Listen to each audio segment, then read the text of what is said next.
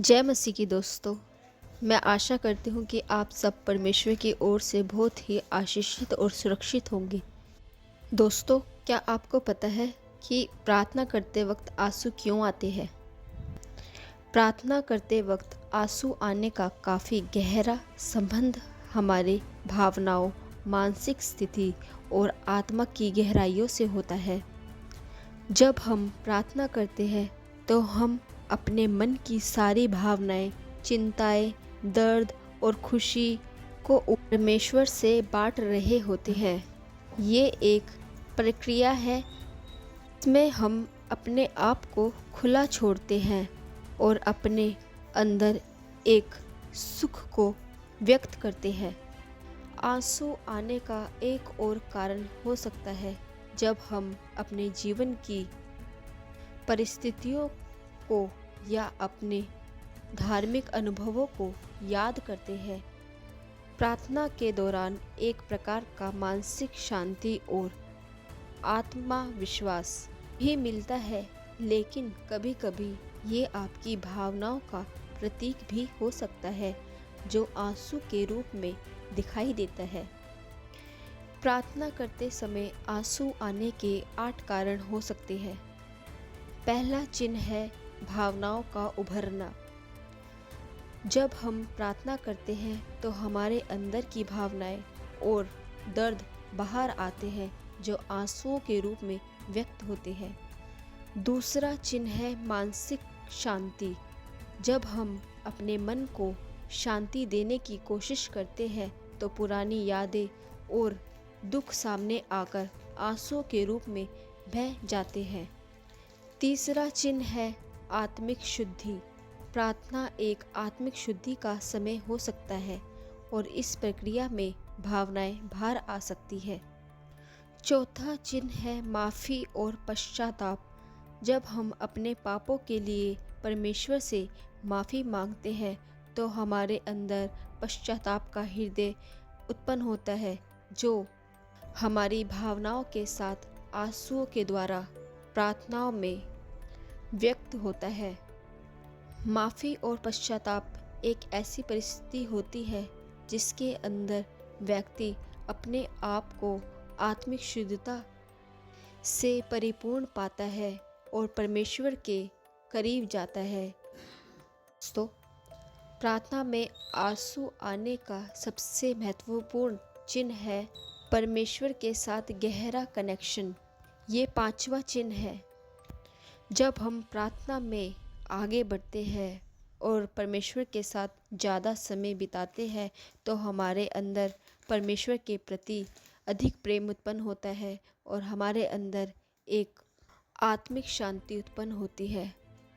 इस स्थिति में व्यक्ति अपने अंदर प्रेम, करुणा और संतोष का एहसास महसूस करता है जो आंसुओं का कारण बन जाता है। परमेश्वर के समीप आने से, परमेश्वर की उपस्थिति में बैठने से व्यक्ति की आत्मिक शुद्धता उत्पन्न होती है जिससे वह परमेश्वर के सामने नर्म और दीन होता है जो आंसुओं के रूप में व्यक्त होता है।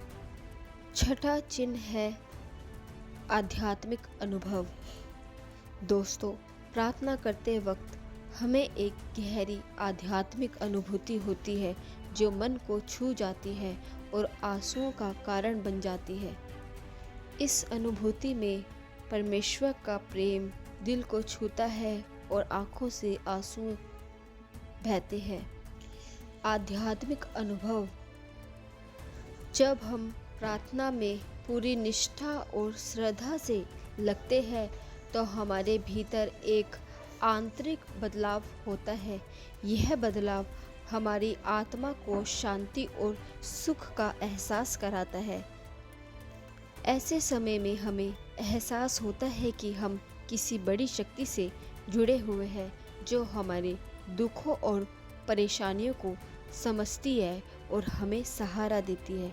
यह गहरी आध्यात्मिक अनुभूति कभी कभी हमारे आंसुओं के रूप में प्रकट हो जाती है। दोस्तों, 7वां चिन्ह है उम्मीद और विश्वास।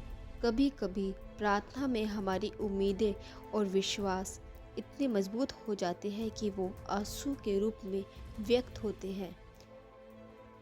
बिल्कुल, जब हमारी उम्मीदें और विश्वास अडिग होते हैं तो वे हमारी भावनाओं को गहरे स्तर पर प्रभावित करते हैं।